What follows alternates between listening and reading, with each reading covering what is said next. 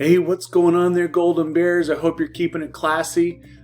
Hey, we are now embarking on module number 8 that essentially goes from 1945 to 1980, essentially the end of World War II, and goes to the beginning of rap music. Seriously, Reagan and everything else in 1980, and where Steger was a little freakazoid running around, probably in middle school, somewhere around there. But so with that, let us kind of talk briefly about the overall ideas behind this thing called Cold War America and what is Chapter 8 about. Essentially, this is when America undergoes transformation and challenging of the social norms of society.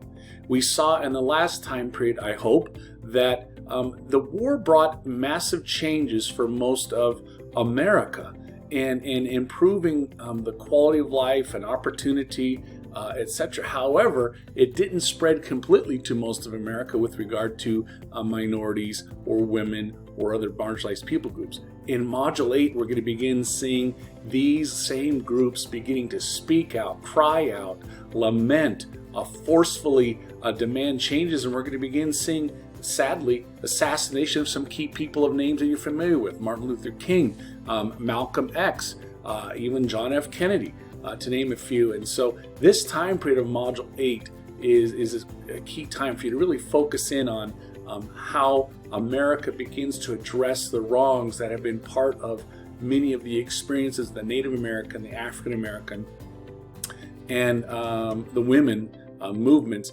but still needing a long way to go.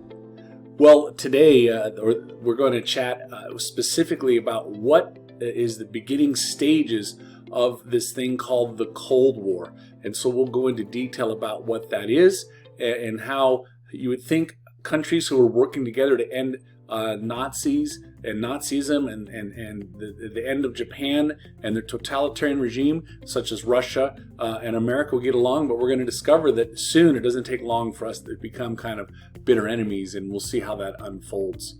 Here we see President Harry Truman, who followed basically the end of FDR's term, making this declaration almost within the first few months of his becoming president. He says, unless Russia is faced with an iron fist, meaning our power, okay, our might and strong language, another war is in the making. And so these words, which were quite a departure from FDR, who is more nuanced, who is more polished, who is more of a politician, who saw diplomacy better served rather than this idea of an iron fist and hard language. But Truman took on a different approach, and that's going to radically change the landscape of America's role within this time period. This here is your little brief homework for this week, so I'll skip that. So I want to always start with a story before we talk about the learning targets. And I can remember the first kind of Cold War that I ever had or experienced was when I was in third grade. Now our elementary school, Little Lake Elementary, was kind of broken up into two parts, but there was no physical barrier, there was no separation between the two, except that there was a common bathroom that was shared between the kids who were in the upper campus, 4th and 5th grade, and then they had the other camp that was the 1st through 3rd grade, and then kindergarten was their own little encaged area. And I could always think back in the 1st and 2nd and 3rd grade side, it kind of sucked. We didn't have the big swings.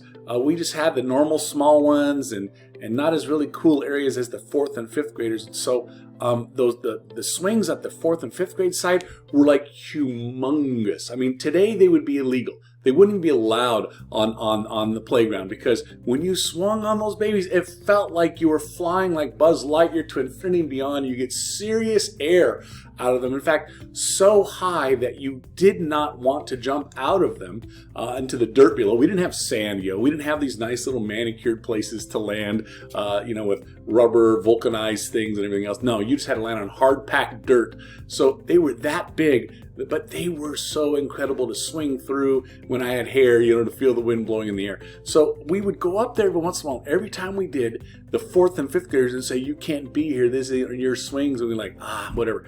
Finally, we've had enough. And so I had some buddies in third grade who had started growing a little bit taller and very athletic. Shane was one of them. Bobby was another one. Richard was another one. Myself. And we basically said, we had a pact.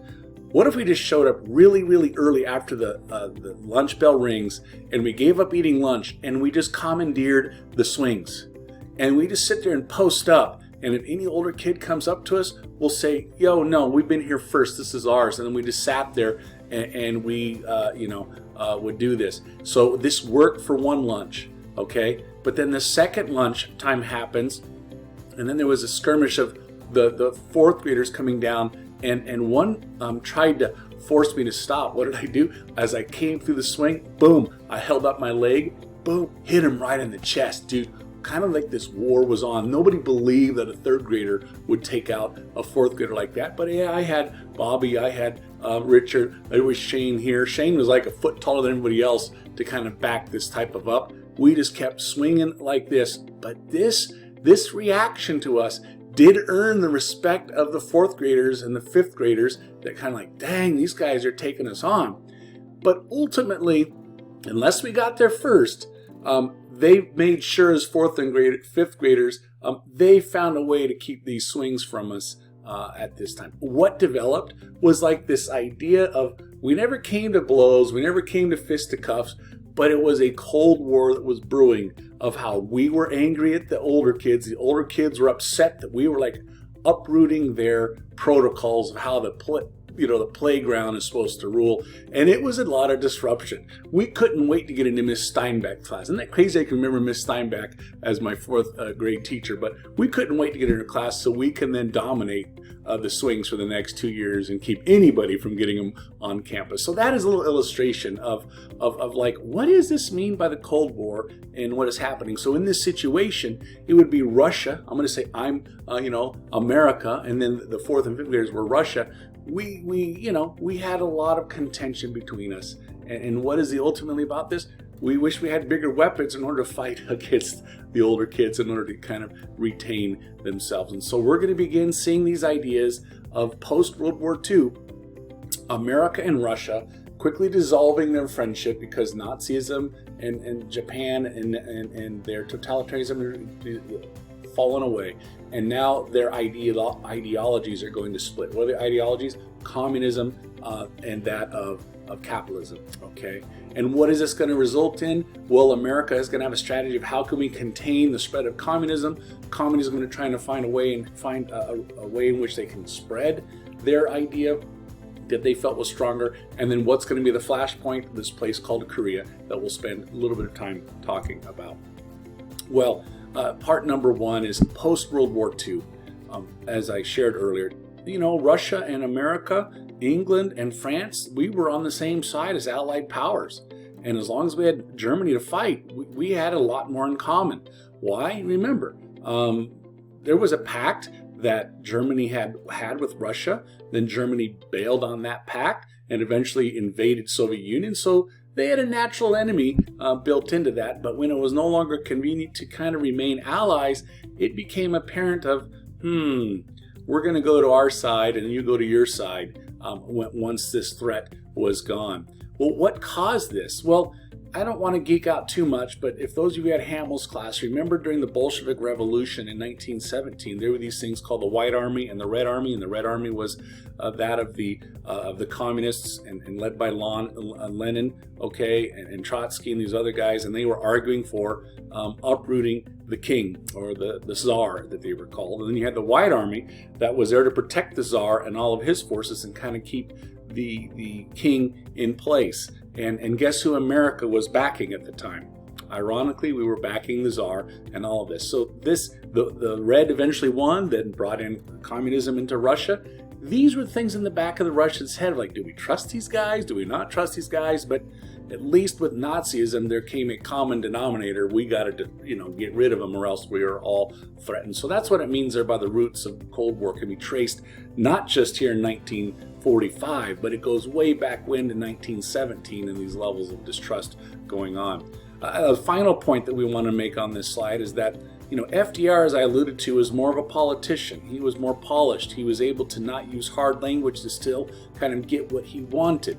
Here Truman comes in and he's like a hard charging type of guy with big words, and he's really trying to declare this line in the sand as to how Russia was bad. Why was Russia bad?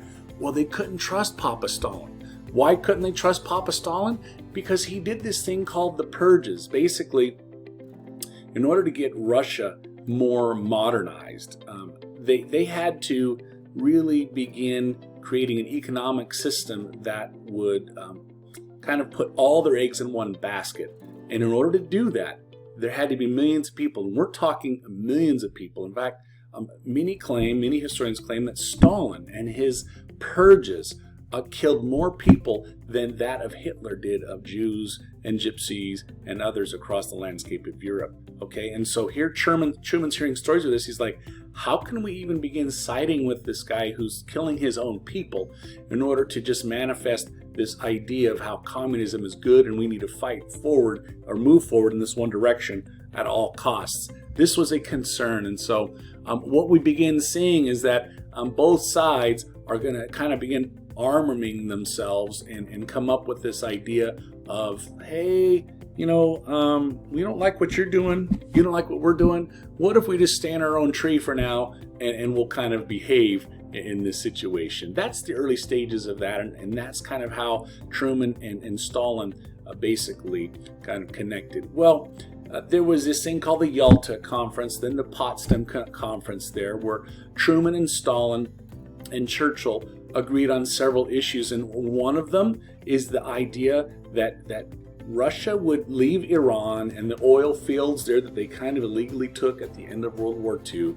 They also agreed to give Poland and a few other areas there free and open elections, and then they also, I think, agreed to carve up France, England, Russia, and America, that they carved up parts of Berlin into 4 sections. And they felt this is only right and justified because each should have a part of, what the damage that Germany had caused as a result of this. Well, initially, they're all good old boys. Here's Papa Joe on the far left there, striking a match to light his cigarette there, and there's Truman in the middle, and there's Churchill on the right with his cigar in hand. Hence why it's called the Churchill cigar. Kind of that was his go-to cigar. These men did have an agreement, a mutual understanding of how can we collectively maintain peace and order across the world as the remaining, superpowers or alleged superpowers during this time. So the Potsdam Conference, things seemed hopeful. But it is there that we begin kind of seeing some wiggle room. What's the wiggle room? Well, during the Potsdam connection here in the conference, we had the only thing that the rest of the countries did not have. We had this thing called the atomic bomb. And that gave us a sense of inflated, we're bigger, we're better, and y'all better do what we say or else we might, do what? Drop the bomb on you. But this was interesting. Well, what we didn't know is during that same time is the Russians, because of their purges and eliminating millions of people and focusing their energy on military at all expenses to their people, they were developing their own bomb and were very close, if not had it already there. And this gave Stalin some degree of je ne sais quoi, some idea that, we're pretty bad too in this. And it is here that Stalin began making speeches when he returns home, and he begins saying that we are on a collision course. And the collision course will be unavoidable because communism will need to triumph over capitalism. This is a Marxist idea and ideology. And because of this, our men on the ground, the ones who are working in the State Department and those who are working in the United States, I'm drawing a blank for it right now, where the ambassadors are there in Russia. His name is Kennan. And George Kennan is listening to this speech, and he then writes an 8,000 word telegram basically stating that Stalin made this speech that communism must triumph over capitalism. And in this document that George Kennan wrote, basically said we need to do whatever we can to resist the expansion of communism. And because of that, President Truman adopts a harder stance called containment. We need to do whatever we can to contain the spread of communism. At the same time, Churchill is over here visiting America. He's actually giving a speech, I think, at Columbia University, and he's there kind of unpacking this new idea, basically labeling that an iron curtain has descended across the continent. What's the Iron Curtain? This idea that Russia and its communistic ideas are going to begin dividing the world. And on one side is democracy and other democratic countries like England and France, okay, and America. And on the other side are going to be countries that Russia and communism is going to influence, you know, like China at this point, okay. And this idea really solidifies in the minds and the landscape of Americans and politicians like, you know what, he's right.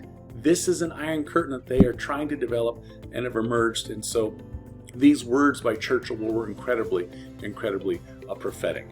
Well, on point number 2, we begin seeing how since this Iron Curtain idea, the Cold War, the Iron Curtain is expanding, there is something that takes place. There in 1946, a small little skirmish takes place in this small little region of Greece, okay, where we have the king of Greece is being attacked by a group of insurgents, which we later find out are anti-Nazi guys. Some claimed communists, some non-communist opponents, and Americans and Truman thought these were agents of Russia. Come to find out later, actually it wasn't. It was Tito from Yugoslavia that was kind of acting on his own. But nonetheless, it made for a nice, convenient thing for Americans and Truman to say, you know what? Look at that. They are wanting to expand. They are wanting to conquer all areas that are capitalistic. What's more capitalistic than having a king running Greece? Sounds logical. And so with this, America gets involved. Now, I don't know about you, but if you've seen the movie The Lion King and Scar, which is, I guess, the brother, of the led king at that time, there's a scene in there, I put a clip in there for you to watch, but imagine this, that Scar's there singing and he's standing above all his minions down below and they're marching in uniform kind of along the way, very mirroring kind of like Hitler and his totalitarian idea. This is the mindset that Truman is talking about, that we as Americans and British and French and every other capitalistic country, we need to stand up for freedom because communism is a complete threat to that freedom. And so what do we do to help with that sense of freedom? Truman goes on this idea is, what if we began giving help to these countries so that way, you know, they don't opt to lean towards communism, but they more opt to lean towards America and capitalism. And so Truman Doctrine is willing to get involved with Greece and Turkey and say, hey, you know what?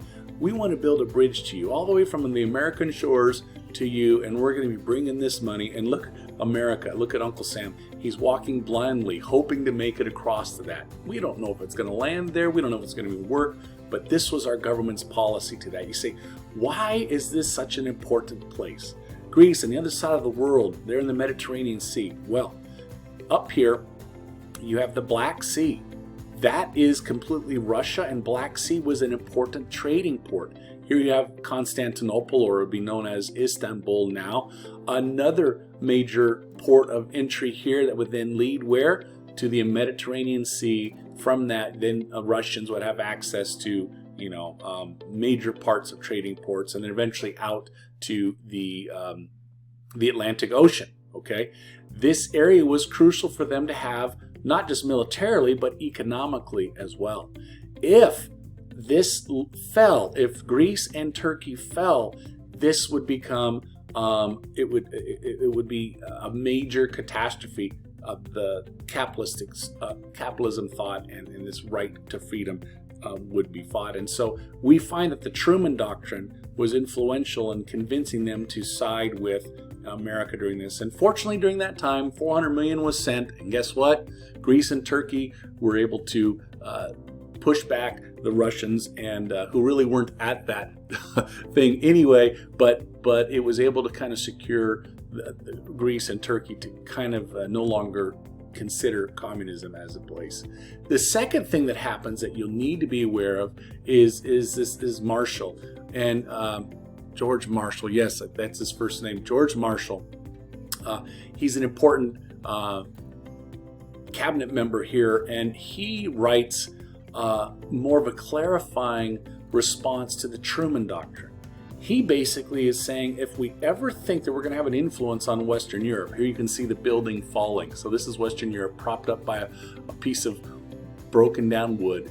And this whole front facade can fall at any time on an unsuspecting, people over here. And there's Uncle Sam chilling, smoking a cigar, offering the lumber and everything else, not offering to help a hand, but we're giving them financial aid to hopefully help rebuild Europe. What was the goal behind this?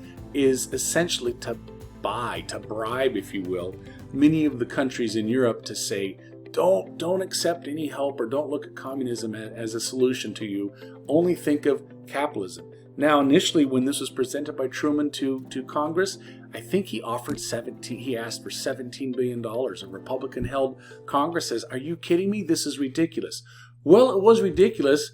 But until Russia then goes in and tries to invade another country, which was called Czechoslovakia, what happened here? It just seemed to confirm how everybody, this George Kennan's mindset that the Russians are trying to expand at every place they could.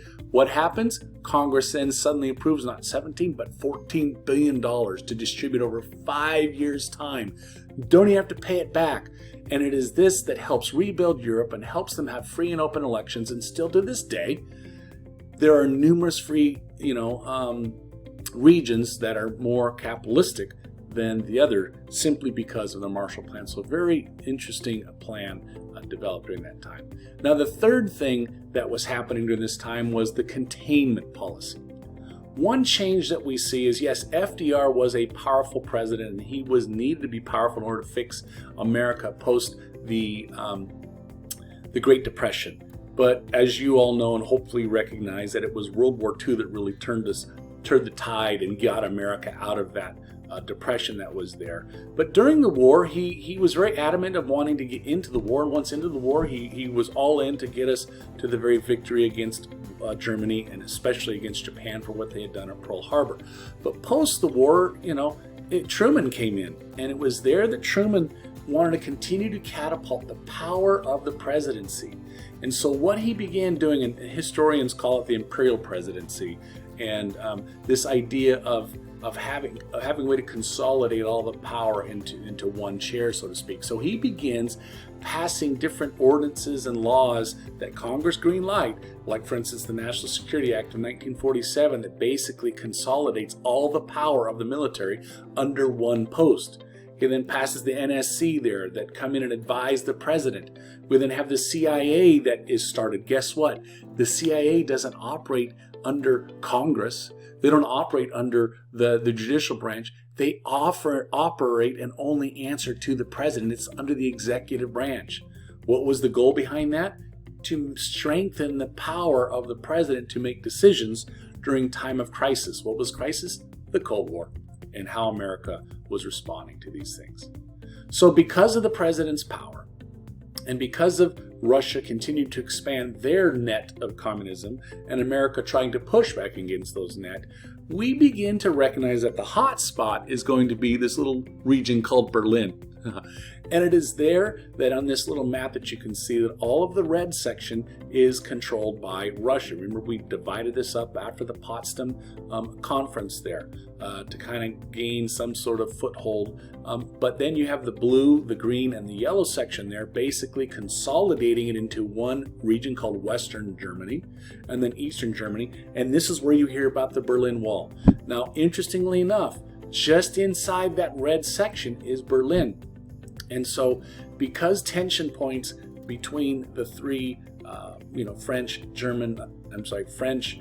British, and Americans were becoming more antagonistic, essentially Stalin calls for roadblocks and inability to have foodstuffs being brought in. What does this result in? Truman declaring this thing called the Berlin Airlift, where for over a year, huge numbers of American transport planes, and here you can see a picture of it here, would deliver food. Almost every 45 seconds, I think, is the story of planes landing, bringing food and humanitarian aid to the people of Berlin. Thankfully, after a year plus, Stalin finally relents and allows the roads open again, so that way foodstuffs can get into Berlin. But this is where we then begin seeing the Berlin Wall becoming constructed. And what does this kind of lead to? Well, it leads to probably the biggest turning point in the Cold War fashion. It went from like little playground battles that we had to where, imagine if we had ever gone to fisticuffs from full-on fighting and had to be brought into the principal's office because of the swings. We never had that happen. We took care of it on our own on the playground. But with the formation of NATO, which then represents 11 European countries, they kind of represent the democratic and capitalistic countries. To respond to that, Russia joins this group and forces a lot of other European countries that were under their leadership, to join the Warsaw Pact. What is the result of this? Is that now both sides have economic influence, but more importantly, they have military influence. And so if one of those countries gets attacked, the other side has to kind of help out. Doesn't this sound a lot like what took place getting us into World War I? So this is, here's a map that you can see as to how Europe was divided right there, with in the red mostly declaring that of Russia, and in the green and the blue representing those of the NATO alliances. That leads us to this one point that I'd like to make, that it's called the NSC 68. Please be familiar with this, because once the once this idea of NATO emerges, it becomes cognizant and aware to President Truman that we need to develop a more powerful strategy to push against this growing threat, and I put that in quotation marks, of Russia. And this NSC 68 was a paper that basically argued that we need to develop the hydrogen bomb and increase military spending and do more NATO alliances, so that way the world would be safe, but also that the expansion of capitalism and democracy will take place. Well, initially there was a lot of pushback. Why? In order to build this type of bomb and increase spending, you had to cut out programs that were passed by whom? FDR, and done during the Great Depression, and then during the New Deal. But Americans weren't willing to have taxes raised, and weren't willing to kind of put this into place. Well, what essentially would cause this shift? I'll get to that in a moment. But I would really encourage you, if you want to kind of watch a funny story unfold. You've heard of Dr. Seuss. Dr. Seuss wrote a book called the Butter Battle Book, and in that there's been a movie, and I have a link there that you can go watch on YouTube. It's about 24 minutes that essentially talk about the lunacy of how, well, one side makes a rifle, the other one has to make a rifle with 2 bullets, then the other one has to make a rifle with 4 bullets, and each one has to keep outdoing the other, to where eventually, now we have these weapons of mass destruction. And what is that going to mean in the long term of that? That is the end result of what the NSC 68 is going to be. We make the hydrogen bomb. What does that mean for Russia? Oh, they need to have a hydrogen bomb. We need to have 100 megaton. They need to have 120 megaton.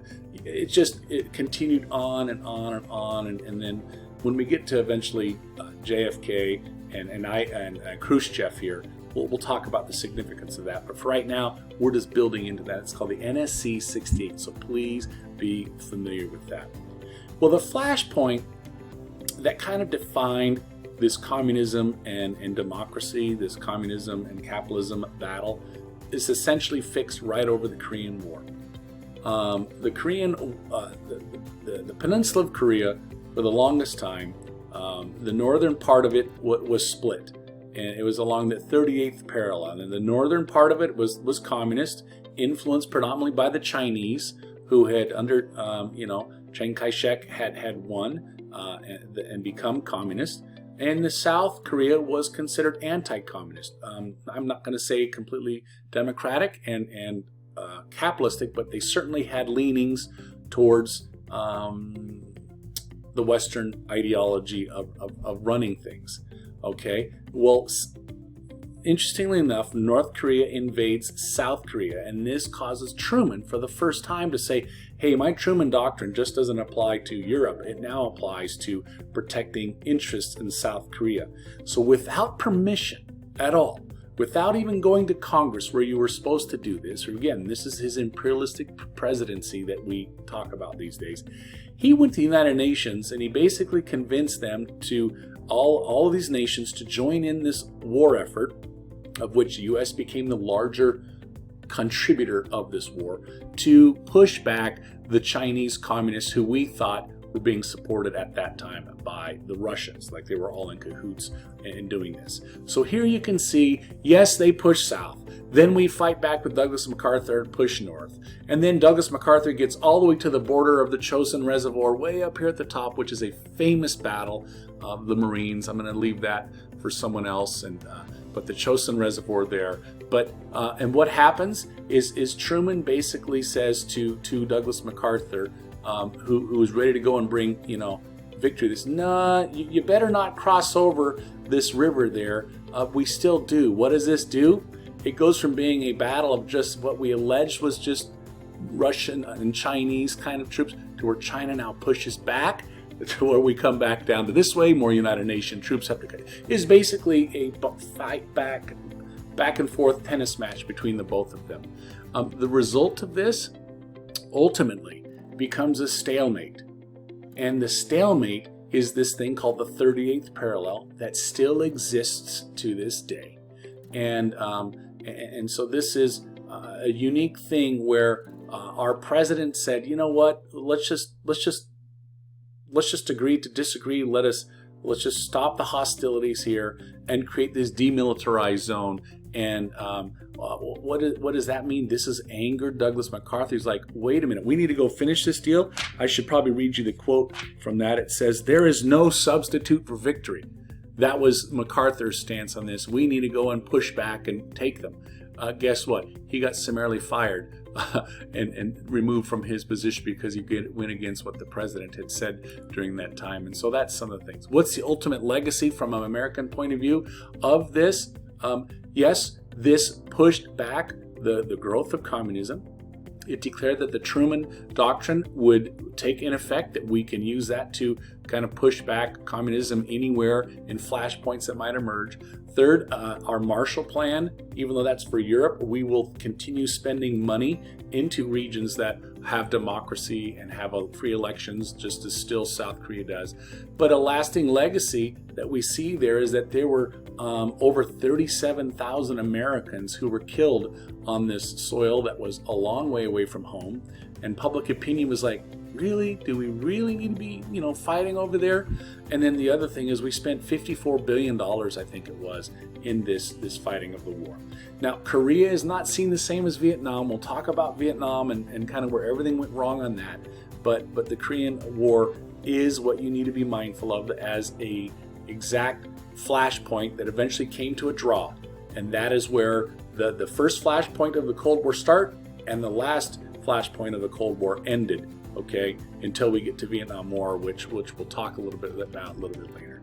So in that, I think I've covered everything that we need to with these notes here, and I just want to kind of conclude is, remember the Cold War is basically where you have war of words, war of mad dog looks, war of your body posture. And when you're on a swing set like we were, maybe you're going to have a few skirmishes where you might kick someone, or you have your friends there to kind of act as backup. Okay, you're not coming fist to cuffs. That would then become a flashpoint or a hot war that would then lead to a larger thing. And so during this time, we need to be mindful that the new ideology of Marxism wants to expand, and capitalism and democracy want to keep it from expanding. We then produce this thing called the containment policies, and we see NATO and Warsaw Pact dividing the globe basically into two parts, and that we will talk more about as this unfolds. So again, Golden Bears, keep it classy, and we'll see you next time.